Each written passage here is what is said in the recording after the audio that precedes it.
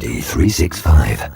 And now we continue our series of programs in which John Dredge talks about things. Program 2, Tea. Good hello again.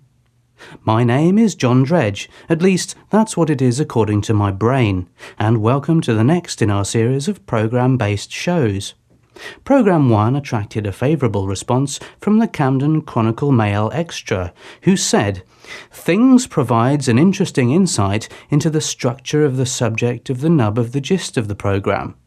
I rang them to ask what this meant, but accidentally dialed the wrong number and spoke to someone in a laundromat who, despite their initial bafflement, subsequently went on to put the phone down. Anyway, or should I say any road up, let's start with the answers to the quiz from Programme 1. Many of you wrote in with your answers, some emailed. We had entries in Morse and Semaphore, and one of you shouted the answers through my letterbox at 3 in the morning. Thanks to my local constabulary for dealing with him. Here are the answers. Question 1 was, what is the point of cubes? The answer, of course, was, they have a myriad of purposes. Although a plethora of purposes would also have been acceptable to our panel of trained humans. Question 2 was, see question 1, which many of you did, although not necessarily in the right order. Question 3, how would you market a really good cube? The answer was build sales by getting it on television and then make a film about it or something like that. A few of you were close, but only 1 or 2 people got exactly the correct word order arrangement pattern. Question 4. Can you locate cubes using a special appliance? This was a trick question. Special appliances are not relevant in this case, and if you've bought one as a result of the last programme, please return it in the satchel provided and mark it irrelevant. Question 5. Do cubes become elongated when held in a vice overnight? The answer, well, they become charred, but not actually elongated. Mr. J. Sloth from Tiptree intriguingly thought the answer was wickerwork baskets, but we think he entered the wrong quiz, and we'll be sending a team of quiz correction experts to his house in order to straighten him out.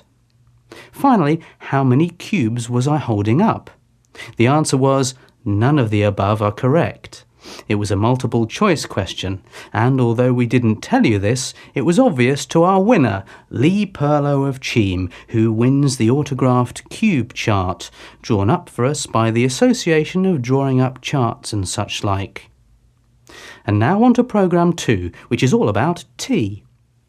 When we put the word tea into the internet, we were surprised to find a picture of the world's first electric kettle from 1902. When a film of the kettle was shown to early cinema audiences, they fled in terror, believing the steam to possess evil powers. To quote one of the audience, it looked a bit like a ghost. The magical powers of tea will be examinated later in the programme, when Roland Quagmire looks at the witchcraft inherent in the common tea bag.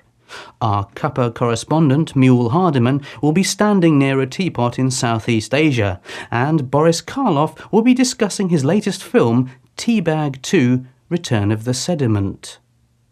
But first, it's time for a brief history of tea, read by myself and illustrated by Malcolm Puser, who will be using an array of oil paints, brushes and phosphates.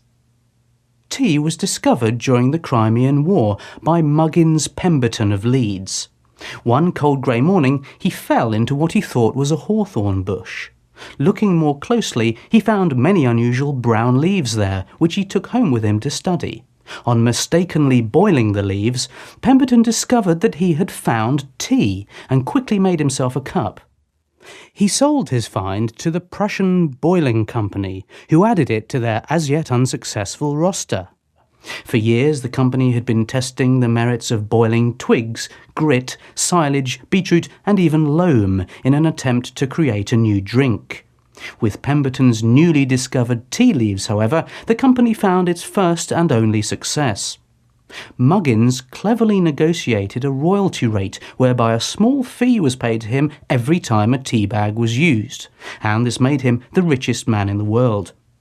Thanks to his not inconsiderable wealth, he went on to buy everything, but due to his foolish ways, the world became the terrible mess it is today.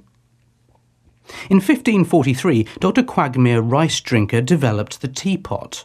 The first one was similar to today's teapots, but due to a slight miscalculation with the blueprint, it was the same size as Gatwick Airport. Several 100 tons of teapot material was used to make it, and it took another year of construction to make a big enough tea bag. Eventually, 1 million cups of tea were brewed by this so-called megapot, although according to the recipient of the millionth cup, it was stone cold. After more precise calculations had been made, the teapot was reduced to the size it is today, but the original megapot can be seen in the National Maritime Museum, along with an early tea strainer, which was originally made out of melted down synthesizers and part of a fence. Only later was the strainer made from the materials we know today, compost and rice, baked into the famous tea strainer shape. Here are some random facts about tea that you may or may not know. Tea bags can be found inside the Great Pyramids of Egypt, along with kettles and other nutrients. Tutankhamun enjoyed the spiritual benefits of tea, and often drank it when entertaining other mummified friends and neighbours. Tea has many brainwashing powers, and the Secret Service often use it before killing spies and farmers. Herman Grips was the first and only man to drink a cup of tea while waiting for a bus. This highly unusual sighting was recorded on a recordometer by Hugh Wagner, an early British aviator and tea spotter. At this point in the programme, we were going to talk to Richard Cable Carr, who has a collection of over 4,000 tea molecules, but unfortunately he had to pull out after contracting a rare form of death. So instead, put on your kettles and participate, if you will, in our special Tea Quiz quiz. This week's prize is a teapot in the shape of the Arctic, a most unusual artefact created by loathsome artist Bernie Clifton. This handy item will brighten up any funeral gathering and can be used to hide unsightly facial problems by simply standing behind it. So now on to this week's so-called quiz questions. Question 1. In 1954, Donald Munchausen drank a particularly strong cup of tea, resulting in an eyebrow problem. What was the exact nature of this eyebronic hindrance, and why does it result in a brush with the law? Question 2. If a rock is thrown at your head, which tea substitute can be used to stem the flow of blood from the awful gash? And finally, question 3. Who won the Olympics in 1965 with a teapot strapped to his head, causing many people to complain that sponsorship had simply gone too far? When you think you have thought about the answers, write them down out of your own mind using a pen, pencil or nearby biro, and forward them to the usual address, whatever and wherever that may be. And now it's time to have a look at some of the tea-based activities going on around the country this week in Let's Take a Gander Round the Flaming Place.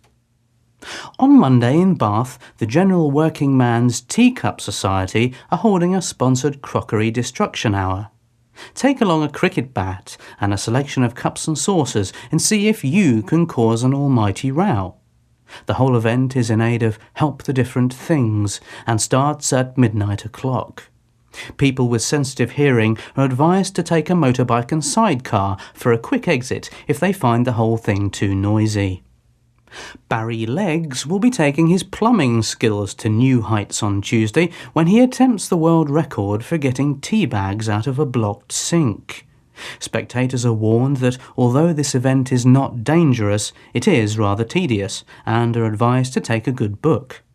The Ministry of Housing will not be in attendance owing to the nature of the event and the lack of anything to do with the Ministry of Housing. On Sunday, James Brocklehurst will be hosting the first of his so-called pointless lectures. He will be arguing the case for and against molluscs and their use of a tea-based diet in aquatic conditions. James also has a tiny book coming out about the similarity between tea bags and teacups, which not only examines the findings of people, but also argues against the existence of coffee pots, claiming several uninteresting insights.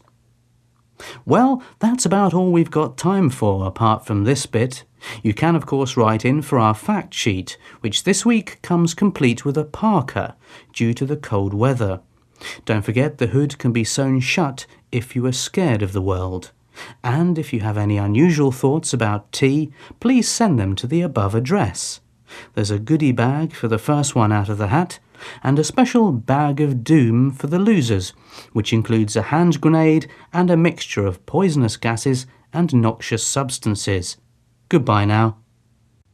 That was Programme 2 of Things, written and presented by John Dredge, who can be reached at johndredge@hotmail.com.